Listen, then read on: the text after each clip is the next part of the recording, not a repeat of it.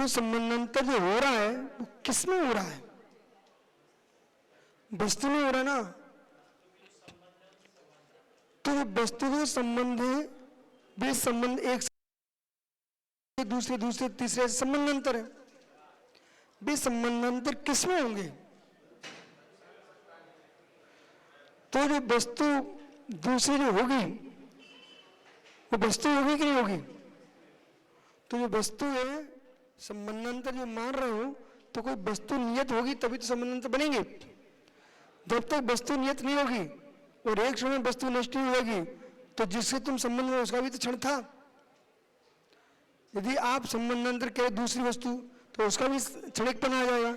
इसलिए आपको बोध होना चाहिए, यदि संबंधांतराणि भाव स्वभाव वेदकानि न स्युः, भाव भाव स्वभाव वे संबंधांतर, भाव स्वभाव आकाश आदि में भेद करने वाले न हो।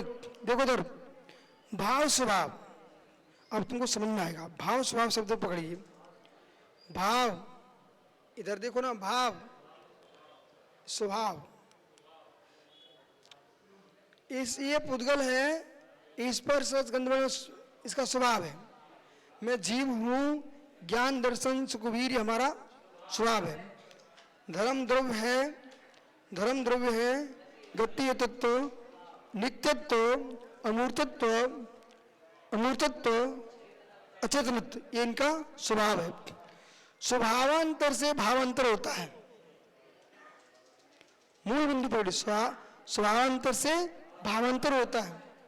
अब सबने लखनऊ में पंचकर्म किया, कोई एक तो श्रोता मिलता ढंग का, तो मालूम इन भैया को पकड़े थे, याद है आपको? इनको पकड़े थे कि चलो एक तो सुना ढंग से, अब भी ढंग से सुना तो फिर हमें और खोल भी नहीं, तो वे निकले छिंदवाड़ा के, छिंदवाड़ा के हैं हो, तो छिंदवाड़ा के हैं तो हम समझ जाइए। बुंदेलखंड का, मध्य प्रदेश का महाकौशल के संस्कार थे। वीरेंद्र ना, वीरेंद्र पाटोदी जी, उनके हाँ, तो ये उनके संबंधी निकले, ठीक है। और गहरे में गए तो राजस्थानी निकले। आइए, हाँ चलते। तो गोरखपुर, लखनऊ, संदीप भाई, इधर देखो। अरे यार तुम लोग बातें करने लगते हो, सार सार अपन को तो अपना रिकॉर्ड खराब करने नहीं है, ईश्वर तो रहा।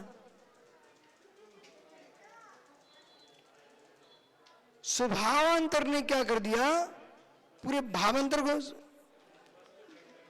भेद कर दिया। अब इससे वस्तु जब भेद हुआ तो पूरी वस्तु समझ में आने लग गई। स्वभावांतर ही भावांतर करता है, अपनी डायरी पर नोट कर लो हृदय में, स्वभावांतर ही भावांतर करता है। अब इसमें क्या समझाने वाले हैं, एक कार्य त्रिकालिक उपादान से होता है, परंतु तात्कालिक निमित्त कई होते हैं। एक कार्य साधकतम से होता है, साधनभूत कई ऐसे साधन होते हैं जो कि क्षणिक होते हैं, और क्षणिक साधनों से कार्य होता है। स्वीकार करिए, चूल्हे में अग्नि कब तक, क्षणिक कार्य है, क्षणिक कारण है। और रोटी सिकी, खत्म, पर कार्य हुआ कि नहीं। पर साधकतम क्या है, आटा, आटा वो पानी में या क्षणिक बन गया, क्योंकि आटा आपने गीला किया और इसके बाद हुआ क्या, रोटी बनी, सुखा दिया तुमने पानी, क्षणिक। तो क्षणिक कारणों से भी कार्य होता है और नित्य कारणों से भी कार्य होता है।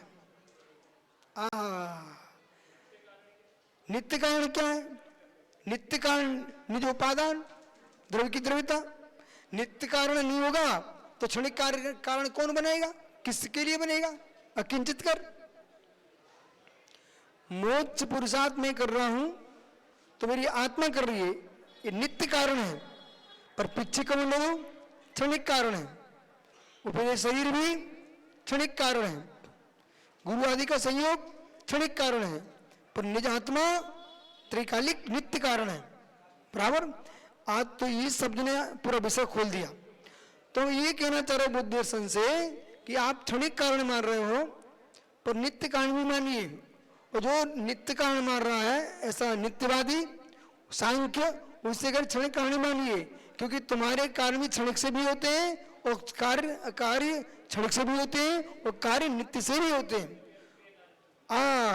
क्या सुंदर रहस्यमय विषय खुला है। खुला नित्य कारण क्षणिक कारण, नित्य कारण क्षणिक कारण। इसको हम दूसरी भाषा बोलते हैं तात्कालिक कारण, त्रिकालिक कारण। क्षणिक कारण वो तात्कालिक कारण है और नित्य कारण वो त्रिकालिक कारण है, उपादान कारण है। ठीक है, शेष आगे विचार करेंगे।